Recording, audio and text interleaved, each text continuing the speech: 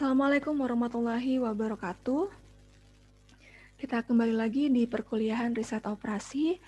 Kali ini sebelum kita membahas lebih jauh mengenai metode simplex, kita akan review sedikit materi kita minggu lalu ya mengenai metode grafik. Oke, jadi di sini saya sudah menyiapkan sebuah soal yang akan coba kita selesaikan menggunakan metode grafik. Nah, kita ingat bersama ya bahwa model matematis dari linear programming ini ada 3 komponen, ada variabel keputusan, kemudian ada fungsi tujuan, dan ada batasan ya. Jadi untuk variabel keputusan ini, kalau misalkan kita punya sejumlah n variabel, maka bisa kita nyatakan variabel keputusannya ada x1, x2, sampai xn. Kemudian untuk fungsi tujuan atau fungsi objektifnya, dia bersifat memaksimumkan atau meminimumkan. Ya, karena tujuan kita adalah optimasi. Jadi kalau tidak memaksimumkan, ya meminimumkan. Nah, di mana untuk persamaannya, formula matematisnya untuk fungsi tujuan ini dia berbentuk Z sama dengan C1X1 plus C2X2 plus dan seterusnya sampai plus CNXN. Nah, kemudian untuk batasannya di sini dia bersifat atau berbentuk pertidaksamaan ya, pertidaksamaan linear, yaitu A11X11 plus A12X2 dan seterusnya ya sampai A1NXN kurang dari sama dengan B1. Ini untuk pertidaksamaan pertama ya. Dan untuk pertidaksamaan kedua menyesuaikan. Jadi kalau misalkan kita punya sejumlah M batasan berarti ada 1, 2 sampai M ya batasan dengan masing-masing batasannya itu dia berbentuk pertidaksamaan linear ya sebagaimana ditunjukkan dalam notasi berikut. Kemudian jangan lupa untuk menambahkan variabel non negatifnya atau batasan non negatifnya. Ya, apa itu batasan non negatifnya? Kalau misalkan dalam model tersebut kita ada sejumlah n variabel, maka kita memiliki variabel non negatif sejumlah n juga, ya. Tapi di sini dia tidak berbentuk persamaan, tapi dia berbentuk pertidaksamaan. Ya, ini sebagai batasan tambahan, tapi dia bersifat non negatif. Nah, misalkan di sini saya punya sebuah soal, perusahaan sepatu membuat 2 macam sepatu militer. Nah, kita bersama bisa pahami ya soal ini. Jadi yang pertama adalah merek X1, kemudian yang kedua adalah merek X2. Jadi ada 2 macam sepatu yang diproduksi oleh si perusahaan ini. Merek X1 dia terbuat dari sol karet, kemudian merek X2 dia terbuat dari sol kulit. Nah, dalam pembuatannya diperlukan 3 buah atau 3 macam mesin. Ada mesin 1, mesin 2, dan mesin 3. Mesin 1 dia membuat sol karet, kemudian mesin 2 dia membuat sol kulit, dan mesin 3 dia membuat bagian atas sepatu dan melakukan assembling bagian atas dengan sol. Nah, setiap lusin sepatu merek X1 mula-mula dikerjakan di mesin 1 selama 2 jam. Jadi sepatu X1 ini dia melewati prosesnya di mesin 1 selama 2 jam. Kemudian tanpa melalui mesin kedua, langsung ya menuju mesin ketiga, di sana diproses selama 6 jam. Sedangkan untuk sepatu merek X2, dia tidak diproses di mesin 1, tapi dia langsung diproses di mesin 2 selama 3 jam. Kemudian menuju ke mesin ketiga selama 5 jam. Nah, di mana jam kerja maksimum, di sini kita punya catatannya ya untuk masing-masing mesin. Untuk mesin 1 jam kerja maksimumnya adalah 8 jam. Untuk mesin 2 jam kerja maksimumnya adalah 15 jam. Dan untuk mesin 3 jam kerja maksimumnya adalah 30 jam. Nah, jika sumbangan terhadap laba setiap lusin sepatu X1 adalah 30.000 dan setiap lusin X2, sepatu X2 adalah 50.000. Nah, berapa lusin sebaiknya ya? Berapa lusin sebaiknya sepatu X1 dan sepatu X2 yang harus diproduksi agar laba yang dihasilkan bisa maksimum. Nah, jadi di sini kita dapat beberapa informasi ya bahwa fungsi tujuan yang kita peroleh di sini adalah ingin memaksimumkan yang namanya profit atau laba ya. Kemudian kita juga dapat informasi bahwa ada dua macam sepatu, yaitu sepatu X1 dan sepatu X2. Nah, dua macam sepatu ini bisa kita nyatakan sebagai variabel keputusan. Itu ada X1 dan ada X2. Kemudian sebagai batasannya bisa kita dapatkan dari keterangan mesin-mesin di sini. Jadi bagaimana proses terjadi dalam mesin-mesinnya itu bisa kita tambahkan di batasannya. Sehingga nanti kita akan punya penyederhanaannya dalam bentuk tabel seperti ini ya. Ada dua macam merek yaitu X1 dan X2. Kemudian ada tiga macam mesin yaitu mesin 1, mesin 2, dan mesin 3. Sebagai fungsi objektifnya atau fungsi tujuannya di sini adalah kita ingin tahu berapakah jumlah produksi yang bisa kita hasilkan gitu ya, agar sumbangan labanya ya mencapai nilai yang maksimum, di mana setiap lusin sepatu X1 di sini diperoleh laba 30.000 dan setiap lusin sepatu X2 diperoleh laba 50.000. Nah, kemudian sebagai tambahan tadi juga ada informasi mengenai penggunaan mesin-mesinnya ya dalam proses pembuatan sepatu X1 dan sepatu X2, yaitu bahwa diketahui pembuatan sepatu X1 ini dia melewati mesin 1 selama 2 jam. Ya, kemudian tanpa melalui mesin 2, dia langsung menuju mesin ketiga dan diproses sana selama 6 jam. Kemudian untuk sepatu X2, dia tidak melewati proses di mesin 1, tapi dia langsung prosesnya di mesin 2, yaitu selama 3 jam.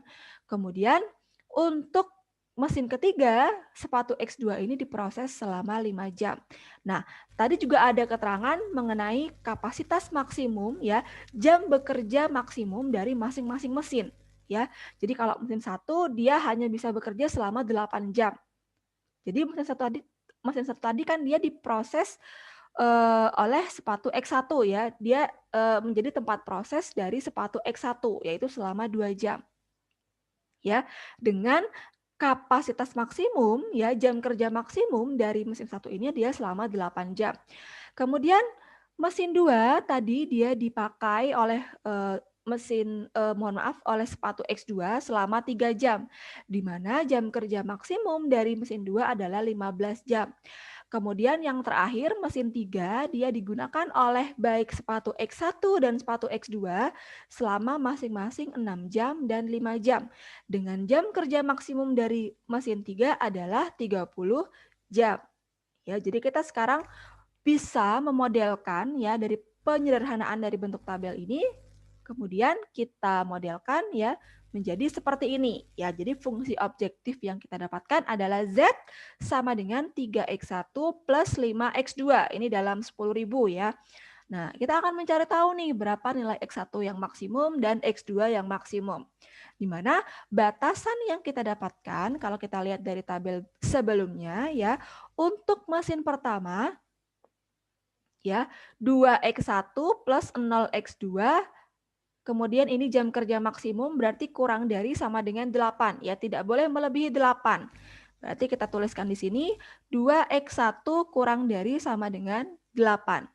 Kemudian untuk mesin kedua, ya di sini dia 0, kemudian di sini dia 3, berarti 3X2 kurang dari sama dengan 15. Ya, sekali lagi dia di sini bersifat maksimum. Jadi tidak boleh melebihi 15. Jadi kita peroleh pertidaksamaannya adalah 3X2 kurang dari sama dengan 15. Kemudian untuk mesin ketiga kita dapatkan dari tabel tadi 6X1 ya ditambah 5X2 kurang dari sama dengan 30. Ya, tidak boleh melebihi 30 karena jam kerja maksimum mesin 3 adalah 30. Nah, berarti kita tuliskan 6X1 plus 5X2 kurang dari sama dengan 30. Nah, itu adalah batasan yang kita dapatkan dari informasi soal cerita tadi. Nah, Sekarang karena kita memiliki dua variabel keputusan, jangan lupa juga menambahkan sebagai batasan tambahannya adalah variabel non negatifnya. Jadi kalau di sini yang digunakan adalah X1 dan X2, jadi kita pasang X1 dan X2 ya, kurang dari sama dengan 0. Nah, sebenarnya di batasan keempat ini dia terdiri dari dua pertidaksamaan ya, cuma agar lebih sederhana, agar lebih singkat, kita tuliskan menjadi satu. Atau kalau Anda ingin menuliskan secara berbeda, bisa Anda tuliskan X1 kurang dari sama dengan 0 dan batasan kelima X2 kurang dari sama dengan 0. Seperti itu ya. Oke. Karena kita akan mengerjakan atau menyelesaikan dengan menggunakan metode grafik, maka yang pertama ya, kita akan coba menggambarkan pertidaksamaan pertama tadi ya. Kita punya 2x1 kurang dari sama dengan 8. Jadi kita buat dulu ya garisnya di sini gitu ya. Nah, kenapa kok bisa 2x1 sama dengan 8 gitu? Nah, ini kenapa kok garisnya bisa seperti ini? Ya, kita coba aja cari ya. Kalau persamaannya 2x1 sama dengan 8, berarti kan nilai x1-nya sama dengan 4. Jadi, garis ini dia akan memotong di x1 sama dengan 4, sehingga grafiknya akan seperti ini. Gitu ya. Nah, kemudian untuk menggambarkan grafiknya, jangan lupa pada setiap pertidaksamaan ini ya. Jadi yang kita gambarkan grafiknya nanti adalah semua batasan yang ada dalam model ini. Jadi kita akan punya 1, 2, 3, 4, 5, ada 5 grafik nanti di sini ya. Nah, jadi kita mulai dari batasan pertama, ini kita ubah ke dalam persamaan dulu ya. Kita dapatkan 2x1 sama dengan 8, grafiknya seperti ini. Kemudian setelah ini kita akan menentukan daerah penyelesaian ya, daerah yang memuat himpunan penyelesaian dari grafik 2x1 sama dengan 8. Nah, bagaimana caranya? Kita melakukan yang namanya uji coba titik. Jadi di sini itu kita punya yang namanya dua daerah. Daerah di sebelah kiri ya, dan daerah di sebelah kanan. Jadi kita boleh bebas nih mau ambil sembarang titik di daerah sebelah kiri atau sembarang titik di daerah sebelah kanan. Ya, misalkan di sini kita mau ambil sembarang titik di daerah sebelah kiri. Berarti kita misalkan kita mau ambil titik 2,0. Ya, kan di sini tuh titiknya 2,0 ya. Kita masukkan 2,0 ini ke pertidaksamaan awal. Jadi karena dia 2,0 ini adalah X1-nya ya. Ini adalah Y. Tapi karena di sini kita tidak punya komponen Y, jadi yang kita gunakan hanya nilai X-nya saja. Kita masukkan 2 kali 2 kurang dari sama dengan 8. Nah, apakah pernyataan ini benar?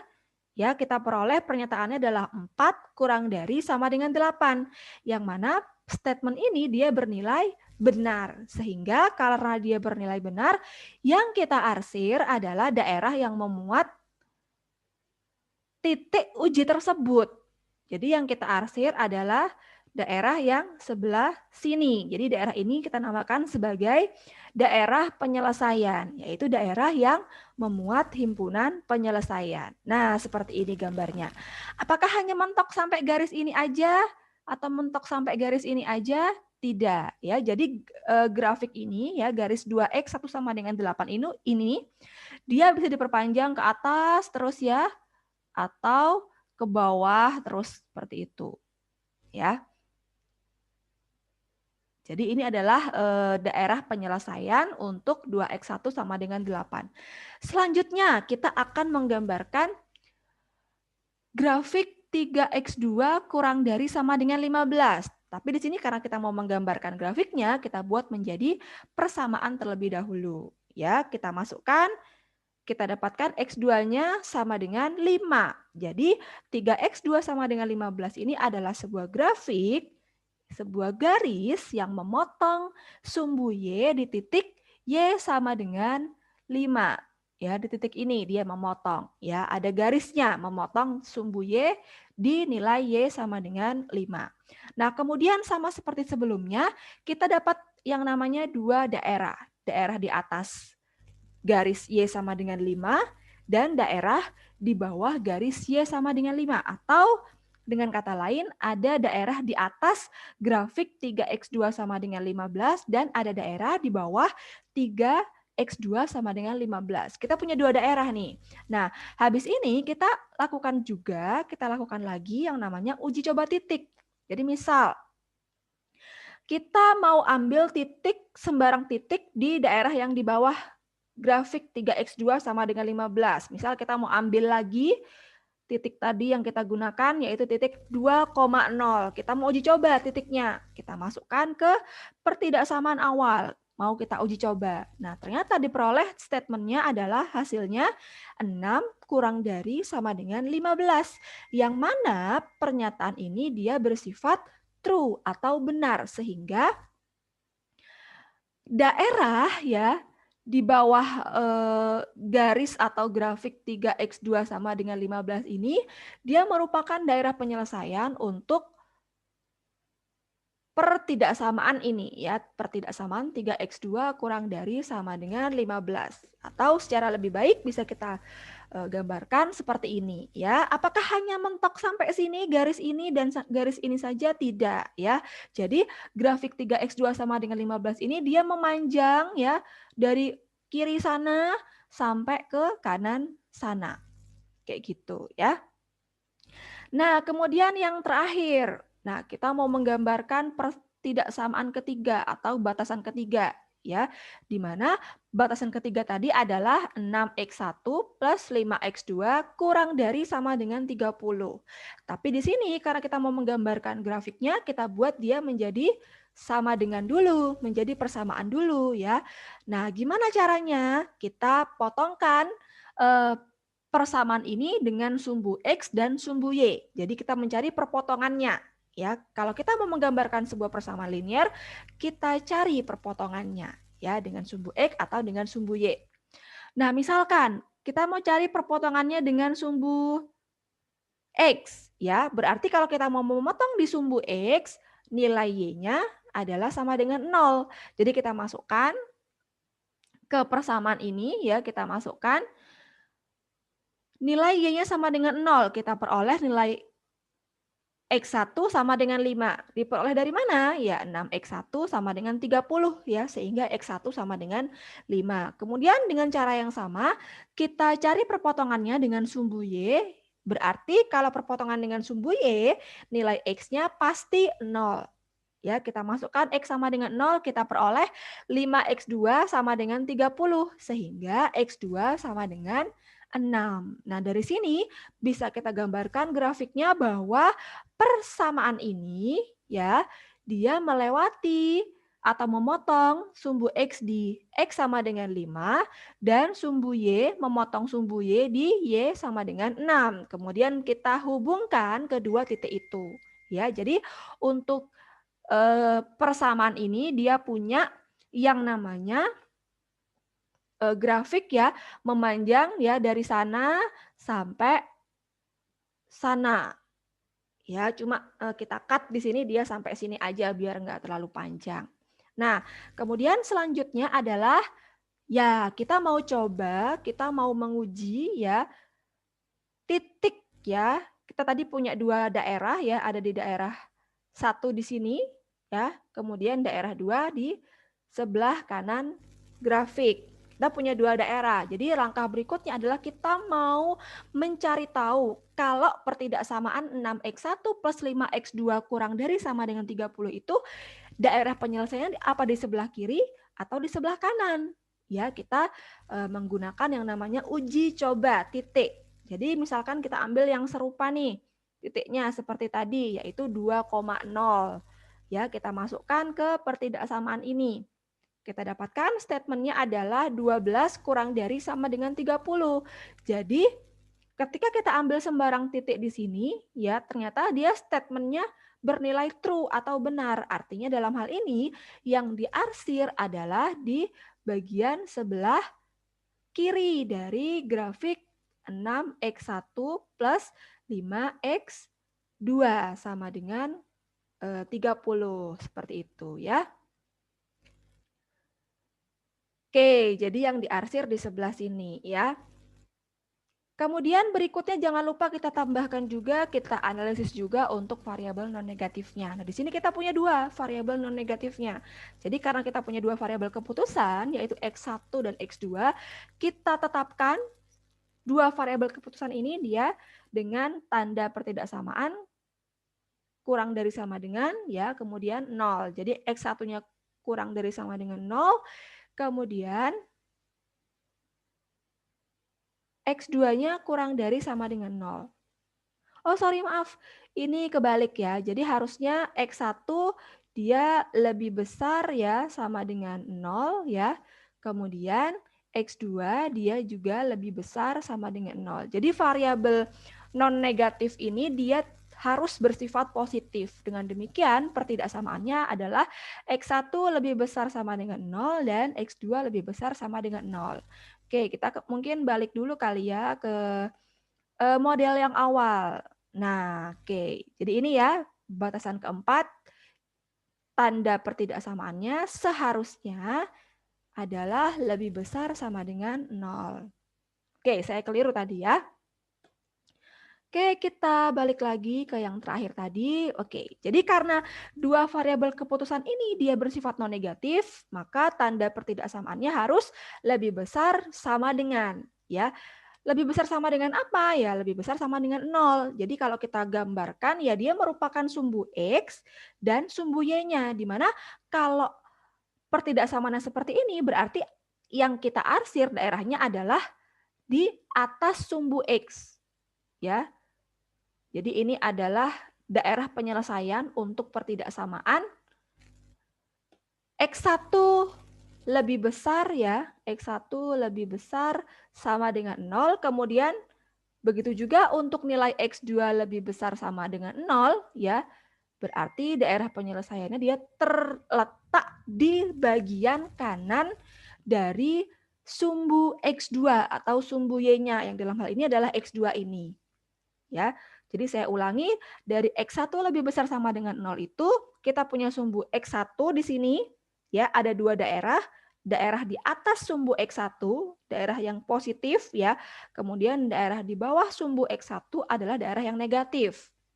Nah, kemudian untuk sumbu X2-nya, kita juga punya dua daerah, daerah di sebelah kanan sumbu X2, yaitu daerah positif, dan daerah di sebelah kiri sumbu X2, yaitu daerah negatif. Nah, karena di sini kita punya batasan untuk non negatifnya adalah lebih besar sama dengan 0, jadi yang kita arsir atau yang menjadi daerah penyelesaian dari X1 lebih besar sama dengan 0 dan X2 lebih besar sama dengan 0 itu adalah di bagian atas, ya, di sebelah atas dari sumbu X1 ini dan di sebelah kanan dari sumbu X2. Oke, sekarang kita sudah punya ada 5 daerah penyelesaian ya dari masing-masing 5 pertidaksamaan atau 5 batasan yang tadi kita punya. Oke. Jangan lupa di sini semua pertidaksamaan kita itu dia memiliki tanda sama dengan. Ya, ada tanda sama dengannya. Jadi, apa efeknya? Efeknya adalah bahwa di setiap grafik yang kita buat, dia tidak bersifat putus-putus. Jadi, dia nyambung. Ya. Lain halnya kalau dia tanda pertidaksamaannya tidak memiliki tanda sama dengan. Jadi, dia harus berupa garis putus-putus. Kayak gitu ya. Oke.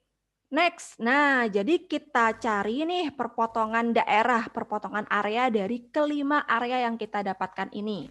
Diperoleh bahwa perpotongan area atau irisannya ya, irisannya dari kelima area yang kita udah arsir ini akan ada di daerah ya, dari mulai sini, kemudian ke bawah, ke sini ya, ke sini, kemudian ke atas ya. Atau kalau kita gambarkan, nah ini dia adalah daerah visibelnya, yaitu daerah yang dilewati atau daerah yang merupakan irisan dari kelima daerah penyelesaian yang ada tadi. Ya. Jadi kelima pertidaksamaan tadi dia mempunyai daerah visibel di area ini. Gampangnya seperti itu. Jadi ini disebut sebagai daerah visible, ya, daerah yang memuat himpunan penyelesaian dari kelima pertidaksamaan tadi. Nah, apa efeknya? Yaitu bahwa kalau kita mau ambil sembarang titik di daerah visible ini, dia pasti akan memenuhi baik pertidaksamaan pertama, pertidaksamaan kedua, ya, kemudian pertidaksamaan ketiga dan seterusnya. Tadi kita punya pertidaksamaan pertama adalah 2x1, ya, kurang dari sama dengan 8, ya. Jadi daerah visible ini dia memuat himpunan penyelesaian dari pertidaksamaan ini. Kemudian tadi pertidaksamaan kedua kita punya 3x2 kurang dari sama dengan 15, ya. Berarti daerah visible ini juga memenuhi dari pertidaksamaan ini. Kemudian ada juga pertidaksamaan ketiga yaitu 6x1 plus 5x2 kurang dari sama dengan 30, ya. Jadi dia juga memenuhi pertidaksamaan ini, ya, untuk daerah visibelnya. Dan yang terakhir adalah variabel non negatifnya, yaitu x1 lebih besar sama dengan 0, ya. Tadi kita sudah jabarkan panjang lebar, kemudian x2 lebih besar sama dengan 0. Oke, jadi gitu ya. Jadi daerah visible ini dia merupakan daerah penyelesaian dari kelima pertidaksamaan ini, ya, kelima batasan yang kita punya ini. Nah, berikutnya kita akan menentukan, ya, manakah titik di sepanjang daerah ini, di daerah visible ini, yang dia memuat fungsi maksimum, ya, untuk nilai labanya. Jadi dia memuat nilai maksimum untuk laba. Kita kan tadi mau cari laba tuh. Kita mau cari di titik mana labanya akan maksimum, ya. Pada X1 sama dengan berapa dan X2 sama dengan berapa nilai labanya, ya, akan maksimum. Nah, itu yang akan kita cari. Nah, bagaimana selanjutnya? Jadi dari daerah visible ini kita tentukan dulu yang namanya titik pojok, tipoj, ya. Di mana titik pojoknya? Kita lihat ini dia merupakan titik pojok, jadi kayak titik siku gitu, ya, bukan titik siku sih, ya, titik yang merupakan pertemuan dari beberapa garisnya gitu, ya. Ini titik pojok pertama, ya. Kemudian kita dapatkan ini titik pojok kedua, ini titik pojok ketiga, ini titik pojok keempat, ya. Kemudian ini titik pojok kelima. Jadi kita punya 5 macam titik pojok, ya. Nah, dari kelima macam titik pojok ini akan kita cari masing-masing berapakah laba maksimum yang akan diperoleh, ya, nilai Z maksimum yang akan dihasilkan dari kelima titik pojok itu. Bu, apakah kita tidak harus mencari semua titik gitu, ya, yang ada di dalam daerah visible ini? Tidak usah. Jadi kita cukup mencari titik atau nilai Z maksimum itu dari tipoj yang ada atau dari titik pojok yang ada. Ya, tidak usah kita mencari titik-titik lain di daerah visible ini. Oke, gitu ya. Jadi kita punya 5 buah titik. Oke, langkah pertama kita cari dulu titik A. Berapakah nilai Z-nya?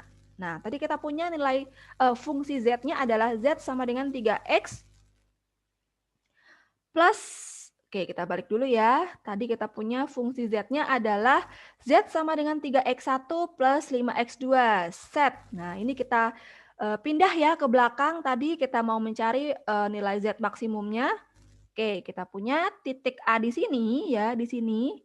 Kita udah tahu ya kalau titik A di sini berarti dia koordinat titik A ini adalah 4,0.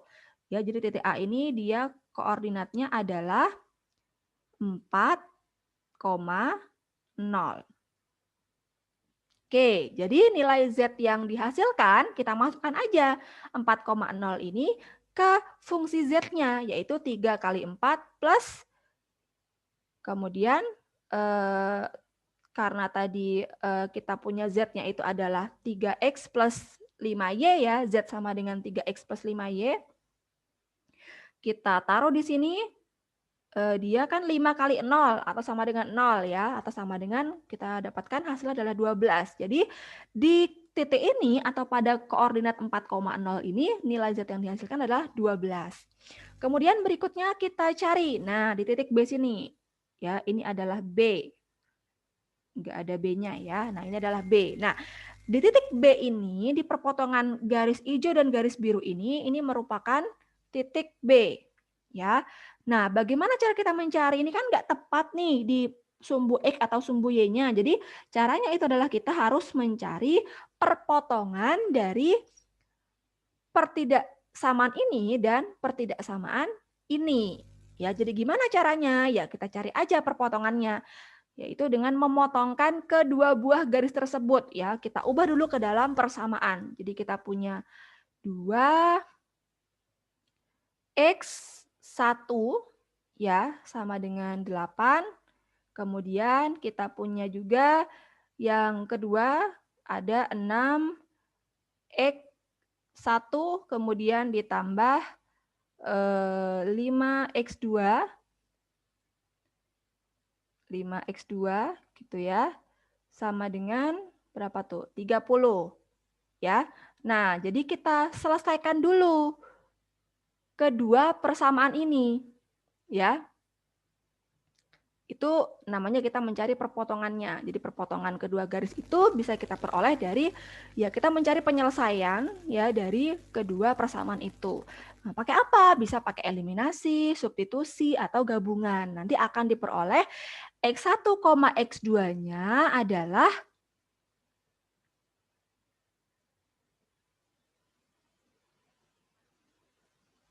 nah ini ya.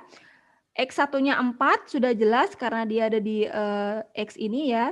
Jadi B itu dia punya koordinat adalah 4, kemudian X2-nya ini adalah 6/5. Oke, kita tulis di sini ada 6/5. Nanti bisa kalian coba lagi ya untuk mencari nilai perpotongan dari kedua garis ini. Jadi kita masukkan 4,6/5 ini ke fungsi Z-nya. Kita dapatkan hasilnya adalah 18. Next, berikutnya kita cari titik C. Jadi titik C ini kita substitusikan ya. Nah, kita cari juga tadi perpotongannya ya. Kalau di titik C ini berarti kita cari perpotongan antara garis hijau dan garis merah. Atau antara garis 6x1 plus 5x2 sama dengan 30 dengan 3x2 sama dengan 15. Ya, caranya sama seperti tadi. Kita bisa pakai substitusi, eliminasi, atau gabungan. Ya, itulah yang kita dapatkan nanti hasilnya, yaitu koordinatnya. Berapa koordinatnya? Ini kebetulan sudah ada ya. Jadi X2-nya tadi adalah 5 karena dia ada di sumbu Y sini ya. Y sama dengan 5. Kemudian untuk X1-nya dia adalah 5/6. Jadi untuk koordinat dari titik C ini dia adalah 5/6,5. Nah, ini kita masukkan ke fungsi Z-nya. Kita peroleh 3 kali nilai X-nya 5/6 ditambah 5 kali nilai Y-nya yaitu 5. Diperoleh 27,5. Dan yang terakhir adalah titik D. Ya, yaitu nah, kalau titik D kan sudah jelas ya, dia ada di sepanjang sumbu Y, sumbu X2 ya. Di mana di sini dia titiknya adalah di 0,5. Jadi titik D ini dia punya koordinat 0,5. Oke. Oke, kayak gini ya. Kita masukkan ke fungsi Z-nya, kita peroleh nilainya adalah 25. Ya. Oke, jadi kita sudah punya 1, 2, 3, 4 ya. Ada 3 nilai untuk fungsi Z-nya dan plus yang satu lagi tadi belum kita tulis, belum kita hitung sebenarnya ya, yaitu fungsi O, di mana O ini titik koordinatnya adalah 0,0. Ya, jadi kalau titik 0,0 ini, titik O ini ya 0,0. Kalau kita masukkan ke nilai Z-nya, dia akan menghasilkan nilai Z sama dengan 0. Gitu ya. Kita punya 5 buah nilai Z. Nah, jadi manakah yang merupakan nilai Z yang paling maksimum? Ternyata dari analisis ini, dari perhitungan ini kita peroleh nilai Z maksimum itu terletak pada titik C. Ya, dengan nilai Z-nya adalah 27,5. Jadi kalau perusahaan itu maksimum gitu ya, gambarannya dia harus memproduksi X1 sebanyak 5/6, X2 sebanyak 5 untuk satu lusinnya, per satu lusinnya gitu ya. Kenapa kok ada pecahan di sini ya? Kan pecahan ini kan hanya sebagai model ya untuk per lusinnya. Jadi kita bisa lebih upgrade-kan lagi nilainya ya agar dia menjadi suatu bilangan yang bulat ya. Inilah hitungan analisisnya ya untuk mencari pencarian nilai X1 maksimum dan X2 maksimum untuk menghasilkan nilai atau fungsi Z yang maksimum.